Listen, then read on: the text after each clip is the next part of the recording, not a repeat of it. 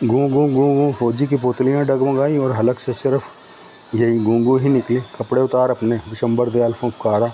फौजी उसी पल पीठ के बल लेटा लेटा ही अपने कपड़े उतारने लगा। जैसे ही उसने अपनी वर्दी की कमीज उतारी कि फिश एक मध्यम सी आवाज़ गूंजी और गोली पीछे से उसकी खोपड़ी फाड़ गई।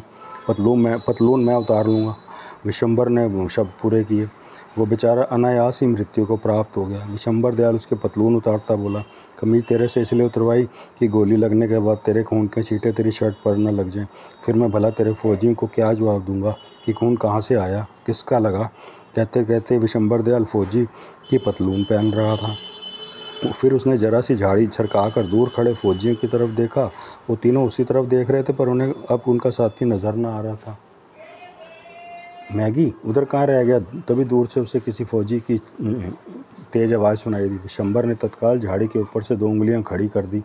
तुझे भी अभी लैट्रिन लगनी थी, हम जा रहे हैं, तू आ जाइयो। विशंबर दयाल ने हाथ हिलाकर उन्हें तसल्ली दी कि वो खुद ही पहुंच जाएगा। उधर तीनों फौजियों ने एनी की लाश उठाई और आगे निकल गए। इधर विशंबर अब तक मृत फौजी की वर्दी बाकायदा पहनकर मैगी मैक्लिन बन चुका था। 2 मिनट बाद उसने झाड़ी सरका कर देखा तो दूर एक गट्ठर के रूप में उसकी लोहे वाली पोशाक और फुल फेस हेलमेट पड़ा था। साथ ही उस फौजी की अत्याधुनिक गन भी पड़ी थी।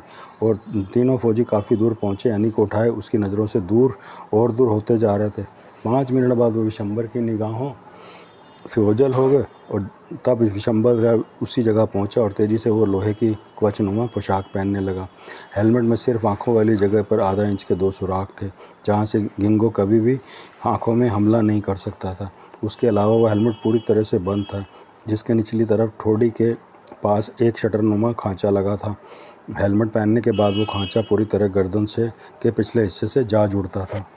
अब विशंबर दयाल मैगी मैक्लिन बना हुआ एक आर्मी में भर्ती था और शिनाख्त तभी मुमकिन थी जब उसने हेलमेट उतारना था। फिर विशंबर दयाल गीली घास पर बने उन्हीं पदचिन्हों पर भागने लगा जो पदचिन्ह उसके साथी बनाते जा रहे थे। 5 मिनट बाद ही वो उसे नजर आए। वो उनका पीछा करता पीछे पीछे चलने लगा। करीब इसलिए ना पहुंचा कि कहीं वो उसे पहचान ही ना ले। उसने अपना मोबाइल निकाला, मुद्गल को मिलाया, पर लाइन ना मिली। अगले 10 मिनट में पैदल सफ़र के बाद वो जंगल में मौजूद उस जगह पहुंच गया जहाँ चारों जीपें खड़ी थी और फौजियों ने वहीं डेरा लगा रखा था। तीनों फौजियों ने एनी की लाश वहीं रख दी। फिर वो भी उन फौजियों की भीड़ में शामिल हो गया। तभी टैरी वॉल्टर नाम का लेफ्टिनेंट एक जीप की तरफ भागा। फिर उस जीप में से अलेक्जेंडर निकला और फिर एनी और गिंगो के मुतल्लिक़ टैरी और अलेक्जेंडर में वार्तालाप होने लगा। विशंबर दयाल वो वार्तालाप सुनता फौजियों की भीड़ में ही हेलमेट पहने खड़ा रहा। बाकायदा उसने भी एनी के अंदर से गिंगो के हमले की उम्मीद में गन तान रखी थी। फिर टैरी उन 2 घूरती आंखों के पीछे भागा तो देखा देखी सभी फौजी उसके पीछे भागे।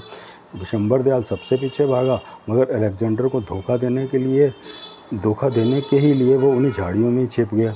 अलेक्जेंडर जैसे ही जीप में फ़ोन पर वार्तालाप करता बाहर निकला और एनी की लाश की तरफ मुड़ा कि हैंड्स अप, खबरदार। विशंबर दयाल की ललकार गूंजी।